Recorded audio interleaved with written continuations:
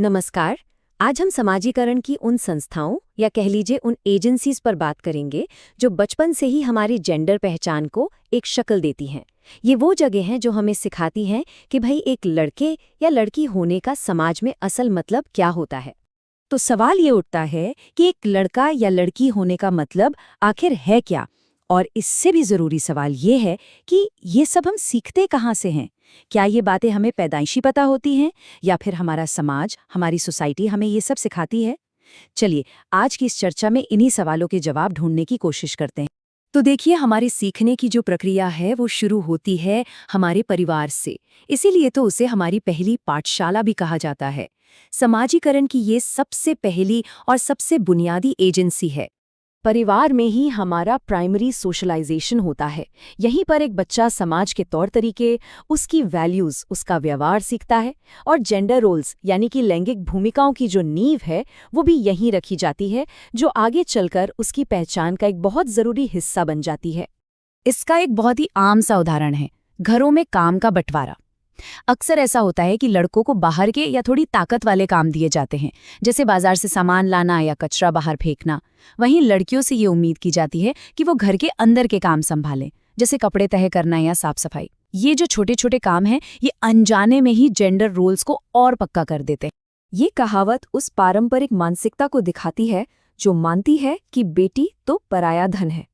ये सोचना पीढ़ियों से चली आ रही है और इसका सीधा सीधा असर लड़कियों के पालन पोषण पर और उन्हें मिलने वाले मौकों पर पड़ता है।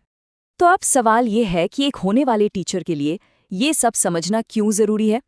देखिए, बच्चे अपने परिवार से जो भी जेंडर बायस सीखते हैं वो उसे लेकर ही क्लासरूम में आते हैं। तो जब एक टीचर इस बैकग्राउंड को समझेगा, तभी तो वो क्लास में एक बराबरी का, एक फेयर माहौल बना पाएगा। परिवार के बाद जो दूसरी सबसे अहम एजेंसी आती है वो है स्कूल। यहाँ पर सोशलाइजेशन थोड़ा और फॉर्मल, थोड़ा और स्ट्रक्चर्ड तरीके से होता है। स्कूल के अंदर ना जेंडर सोशलाइजेशन पर कई चीज़ों का असर पड़ता है, जैसे कि टीचर का रवैया कैसा है, हमारा सिलेबस और हमारी किताबें क्या सिखाती हैं, दोस्तों के साथ हमारी बातचीत कैसी होती है और क्लास में कौन कौन सी एक्टिविटीज़ होती हैं। ये सब मिलकर एक बड़ी भूमिका निभाते हैं। क्लासरूम में अक्सर बहुत महीन सा भेदभाव देखने को मिलता है, जैसे लड़कों को शायद स्वतंत्र रूप से सोचने या एक्टिव रहने के लिए बढ़ावा दिया जाता है, वहीं लड़कियों की तारीफ उनके शांत रहने या अच्छी हैंडराइटिंग के लिए की जाती है।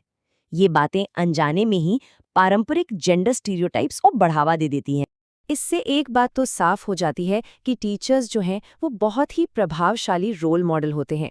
उनके जाने अनजाने में किए गए काम दोनों ही स्टूडेंट्स की जेंडर रोल्स को लेकर जो समझ है उस पर गहरा असर डालते हैं।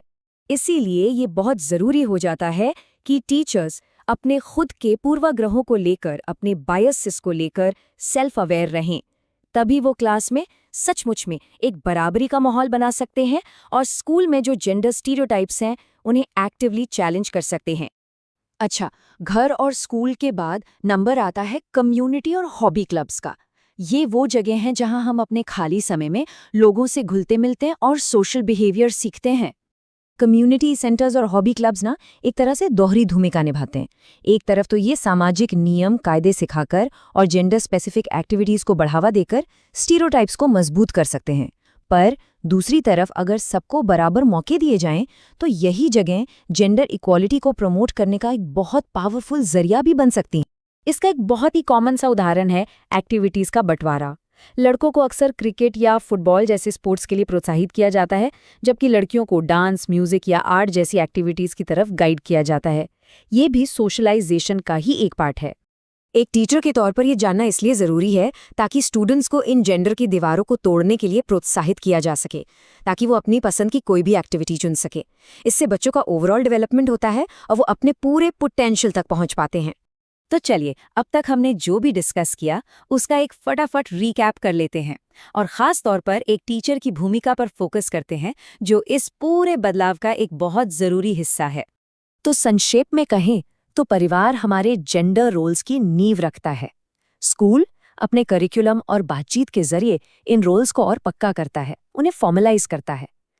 कम्युनिटी जो है वो समाज के बड़े नियमों को दिखाती है और हॉबी क्लब वो ऐसी रुचियों को डेवलप करते हैं जो स्टीरियोटाइप्स को मजबूत भी कर सकते हैं और उन्हें चुनौती भी दे सकते हैं।